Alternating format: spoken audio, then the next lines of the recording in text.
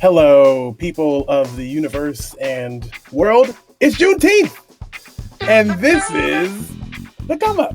Denise Chapman Echelle Childers. Yeah. Hello. Oh, do we have Echelle? Nope. Listen, when we get her, we'll bring her back. Denise, how are you? I am good. I just wrapped a week-long workshop of a new work by Quenisha D. Sibley. We were able to produce her show, Tell Martha Not to Moan, here. And while she was here, she got to redraft some work, and I got an invitation to help her work through that. And just really excited. And that goes up live next week. So, what do you do? Where do you work right now? What do? I am the producing artistic director of theater at the Union for Contemporary Art, located on 24th and Lake Streets in Omaha, Nebraska. Our organization will be 10 years old next year, so it's very exciting.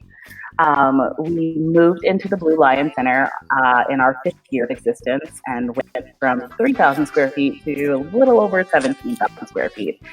And part of that expansion was a theater program. So I currently make theater that focuses on the diversity of the experiences within the African diaspora, which is my way of saying I make Black theater, but making sure that my language is inclusive enough so that all the people who maybe come from Blackness at different angles feel welcome at the table. What does Blackness at different angles mean? What happens in our country is that we get boiled down to skin tones and percentages of melanin. But the truth is, like, Blackness in our country is a multicultural, multiracial, multi-ethnic experience. And also, like, there are folks who come from the Caribbean and Latin America, and their experiences within the diaspora are similar, but sometimes those experiences around Blackness aren't quite the same. The first show that we worked on together was The Divine Order Becoming by Carla Stillwell, and that was the first piece at the Union as well. Yes, it was. Why was that a piece that you wanted to start this process or journey with? I wanted everyone to be able to walk in there and have an experience that was hella Black, but also reminded folks that Black people are human.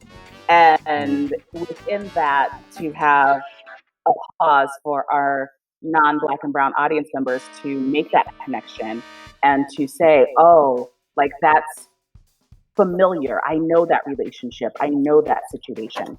And what Carla's piece does is all of that, and really allows us this full experience of what I call American Blackness, and a full experience of a relationship between a daughter and her mother.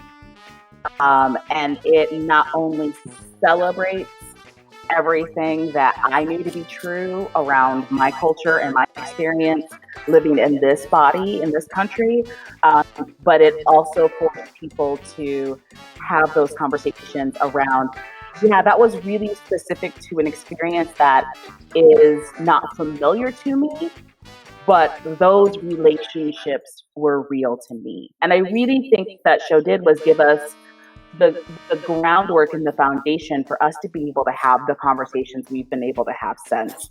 So we've been really mindful to kind of continue to push and challenge our audiences with each show, but that one was really important. I probably spent a good month trying to figure out, like, where do we start and how do we make sure this conversation is open, and how do we make sure that it is blackness full of Blackness. What ways is the performing arts company of the Union kind of shifting the way that you're doing work and thinking about what it means to create work in North Omaha? We had a conversation around looking at the social justice part of our mission and how we show up in our community and how we support our neighbors. So a good chunk of that energy has been shifted towards gardening. That ain't my truth. I don't really garden, but I'll be there. I'll be there helping, handing out the vegetables and things. But you can't put me in charge of the water schedule because the vegetables will be thirsty. The only alive thing I can be responsible for right now is myself. Yes. For real, I really can't be responsible for anything else that needs like water or food or caretaking on a regular basis. So, well, here's someone who's responsible for a whole lot of life. Right?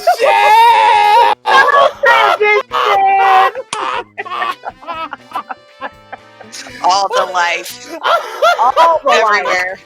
All the life I everywhere. think you had 2 of my kids. I tried. I did it for you, girl. You're welcome. Thank you. It's time for you to take them. This quarantine ain't been no joke. It's how are you? How are you? Happy Juneteenth, baby! Happy Juneteenth. Hey, Nick, I'm doing all right. How are you? I'm just kicking it with my best friends. This is great. I hear y'all were in here talking about real stuff while I was trying to figure it all out. We was just starting. We were just getting we were just warming up. That was a primer. That's what they call a primer. Whenever I tell people I'm from Omaha and Chicago, I either get, everybody's from Omaha. I know a lot of black people from Omaha, which is strange to me. Or, we got black people there?